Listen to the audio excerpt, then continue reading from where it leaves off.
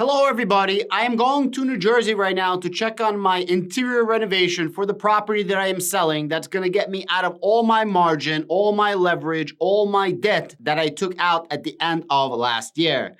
Before I go to New Jersey, I really wanted to make you guys a video because I'm being asked by a lot of people, literally like half a dozen people asked me yesterday, hey Adam, we never watched your live stream. Hey Adam, we don't understand what's happening with the market. Hey Adam, if we're in a recession, how is it possible that the stock market is up? And how is it possible that cryptocurrency is literally booming?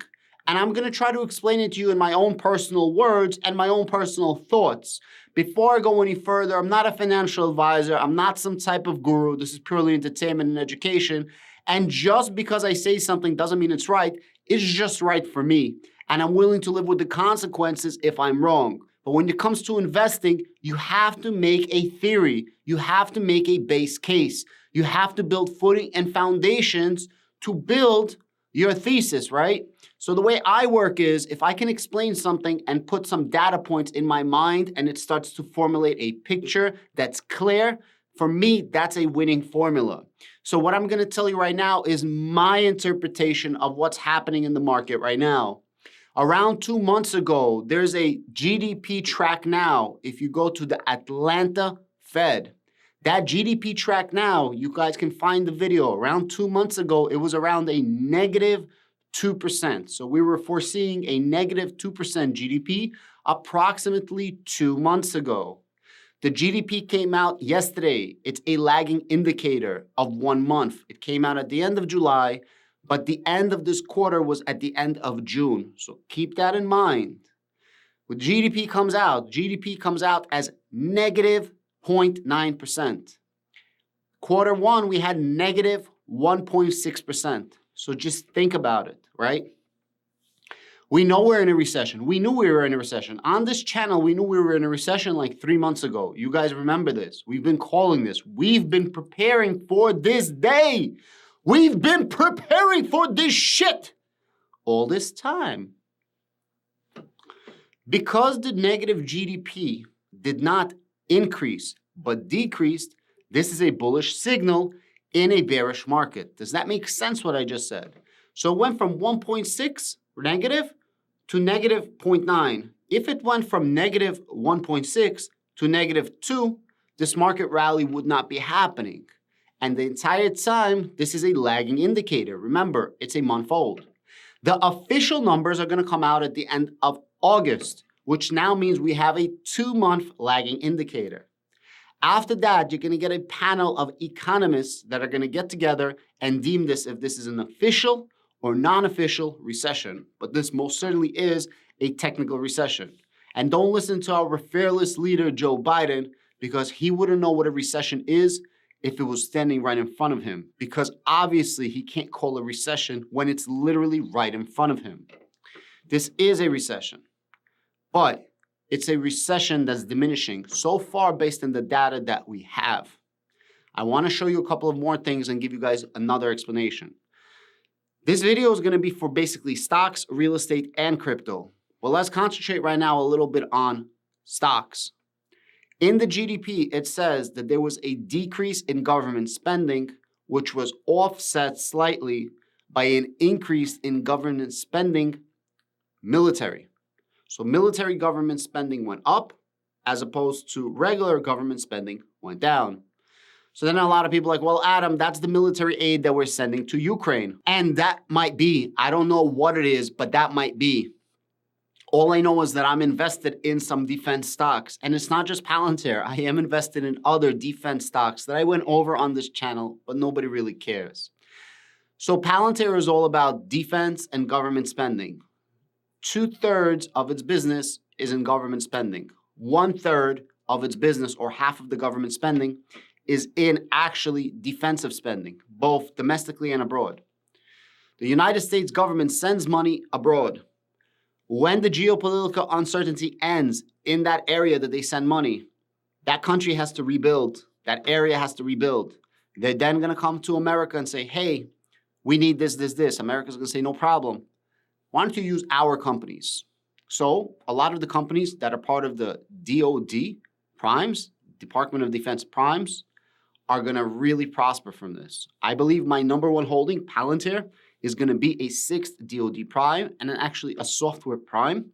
I think they're going to greatly benefit from this, and this is going to start coming out in quarter 3 and quarter 2, 3, 4, right, of next earnings of 2023. When there's rebuilding also, a lot of countries right now are giving weapons, are giving armaments to Ukraine. They are giving them old stockpiles for the most part. They will have to re-up their armament. Where do you think a lot of that re-upping in armament is going to go? United States. Let's talk about crypto. Crypto market. A lot of people don't understand why crypto rallies if crypto is a hedge against inflation or crypto should act different, so on and so forth. About 6 months ago, I started realizing crypto is no longer a hedge against inflation. I explained this many times. The reason why, in a nutshell, is over-leveraging. And by over-leveraging, giving 10x, 100x, 1000x, and these idiot YouTubers that are saying, central finance, put it on a central exchange, borrow your money, blah, blah, blah, blah, blah, blah, blah. They don't really know too much, believe it or freaking not. They just got lucky on this wave of YouTube that brought them up. Freaking sickening, if you ask me. Anyways, all that leverage trading, all of that caused for a devaluation of cryptocurrency. And cryptocurrency depegged as a hedge against inflation harder than the Terra Luna stablecoin collapse. Therefore, it's no longer a hedge against inflation. The next question is, well, then what exactly is cryptocurrency? Cryptocurrency is now just a sub-asset of the tech sector. That's it. It's just not on the NASDAQ, but it's a sub-asset of a tech sector. Well, what exactly is not Bitcoin then, right? If crypto is a sub-asset of the tech sector, because when I say crypto, I mean Bitcoin, what about all the altcoins? Well, those are sub-assets of the sub-asset, okay? Now, crypto starts acting more like tech sector. Most of the trading for cryptocurrency is done by bots and institutional investors.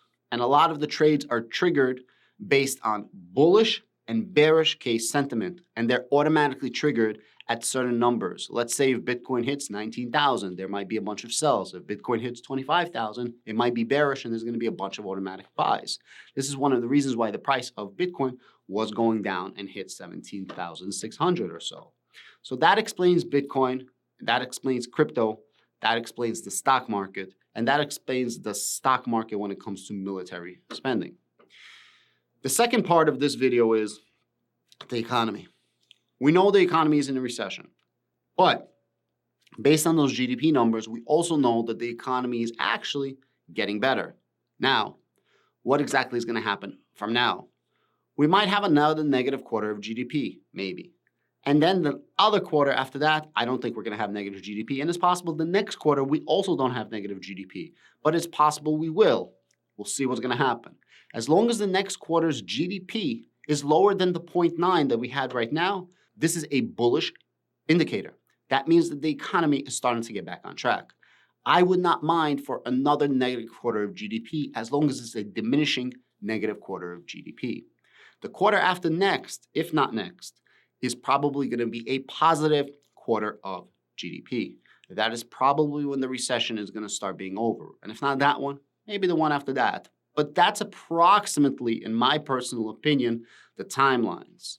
So a bear market also lasts on average 10 months. When I say on average 10 months, that does not mean that it's this average. It doesn't mean that anybody ever hit those 10 months. I'm just saying on average.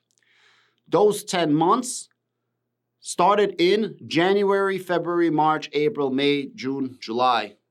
7 months. We have approximately another 3 months. So then give yourself a margin for error of another 6 months. So we can have somewhere between it's over now to somewhere it's going to be over in around the next 9 months. That's why I keep saying 4 to 10 months on my videos. And then you got to adjust it based on when I started saying it. There's a couple of indicators that the economy is getting better. One of the main factors to look at when you're looking at the economy is gas prices. Now, when I bring up gas prices, a lot of people are like, hey, the National Petroleum Reserves, this is Biden just stealing our own gas. Well, a lot of the gas that Biden is taking from the National Petroleum Reserves is actually being sent abroad. Plus, the amount that he's taken from the National Petroleum Reserves is just a spit in the bucket for the actual amount of oil that we need in this country. That's why I'm not taking it into crazy account. But if you guys have difference of opinions from what I'm saying, that's fine. I'm not here to argue with you. And again, I'm not saying I'm right. I'm just giving you my own thesis. This has been the price of gas over the last 7 weeks since I've been tracking it. Today, the gas price is $4.25. Yesterday, it was $4.27, nearly 28 cents. Now, you're not going to really feel 425.5 to 427.8. It's just a little amount. But if you go back a week, it was $4.41. But if you go back a month, it was $4.86. So now you're like, oh, wow, 425 to 46, that looks good or better. When I started tracking this, my first video, the price of gas was $5.01. If you deduct $5.01 to $4.25, this is approximately a reduction of 15% of gas prices nationwide over the last 6 or 7 weeks. Now, yes, again, Biden did give out some of the petroleum reserves of the United States, which I don't agree with, but he did that a while ago, and I don't know how active he is with that now. And again, I don't believe that the amount that he's releasing is enough to maintain a slowdown or a reduction of gas prices for a prolonged period of time.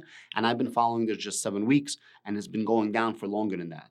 There's another indicator that I wanted to show you. This is the price of crude oil. Crude oil has been in a very, very tight number, somewhere between $94 and $98 for the most part. This is it over the last 5 days. As you can see, it didn't really move. But this is us for the last month. We're actually down 10% for the last month. This is a really cool number. This is us for the last 6 months. So prices are now only up 13% for 6 months.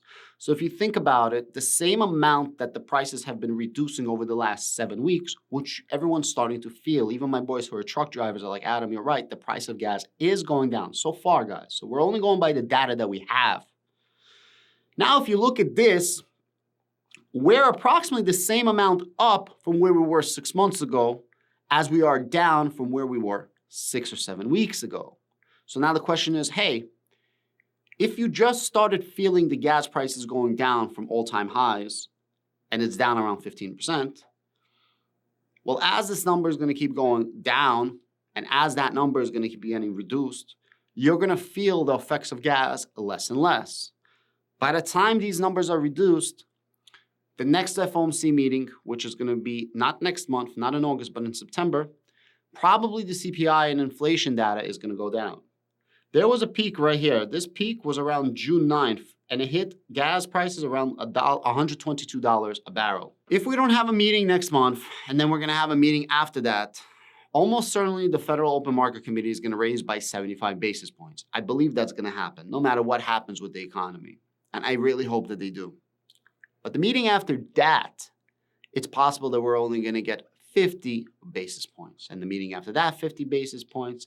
And done somewhere in the beginning of next year, January and March, it's probably only going to be 25 basis points. After that, it's probably going to be going down.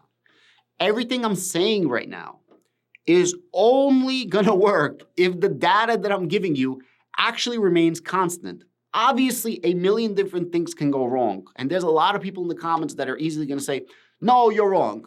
I love when people say I'm wrong and don't back it up with anything. I might be wrong. I'm not saying I'm right. I'm just saying that at least I back up my argument with some facts, some digging. This is what's happening to our economy right now. And if you timed the market yesterday and you just look at the market, look at cryptocurrency. Matter of fact, let me show you guys something. This is the price of Bitcoin, guys. This was the price of Bitcoin at 8 a.m. It was 2,300. Then Bitcoin started going down to 22.8. And then right around 9 a.m., when we got the information for the report, all of a sudden Bitcoin jumped to 23,750. And then it just kept going up the rest of the day. This literally happened. If you zoom in on that chart, because I was doing it live, guys, at 8:40 a.m., Bitcoin went up. At 8:20 a.m., Bitcoin went down. And then there was a 10-minute, 15-minute window that people read that actual report, started processing the report, and I think they found the same thing that I'm finding in the report. And they found it as a bullish sentiment within a bearish market. Now, I'm not saying that we're out of this. All I'm saying is that some indicators are showing positive news in a really shitty situation. And I don't mean that dope shit. I'm talking about that smelly shit, because we in that smelly shit situation right now.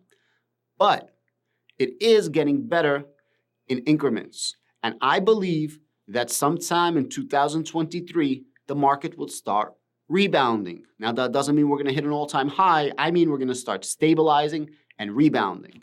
I also believe this entire time that the gas companies were charging an arm and a leg because they could, and they were preparing for what's happening right now, where people were getting fed up and stopped spending the money at the gas pumps. I'm going to leave this video off really fast. A lot of people like Adam, if the economy slows down and it just gets demolished, people start losing jobs and the interest rates are high, what is going to jumpstart the economy? What's going to bring, how are these big box companies that we invest in, how are they going to make money? And let's take Palantir out of this. Let's just talk about like regular businesses, like a Walmart and an Amazon, things like that. Well, eventually the Federal Reserve will start lowering the interest rate. Besides for just capping how much they're raising, they're going to start lowering the interest rate. When that happens, it's going to increase demand because people are going to start borrowing again. Everybody loves using a credit card instead of using cash, obviously, so they don't actually see the money coming out of their account, and then they have to pay for those interest rates. Then they borrow more money, pay for it, so on and so forth. And then we're in another cycle. And probably in the next 7 to 10 years, you're going to be on this show and we're going to be talking about the next recession. And we're going to be comparing the next recession of 2030 to the recession of 2022, where there's going to be a whole new breed of YouTubers and a whole new breed of people that are going to say, hey, you never lived through a recession. I've been around since 2022. I know what's up. That's my take on the market. That's why I think the market rebounded. And it looks like a lot of people see it the same way that I do.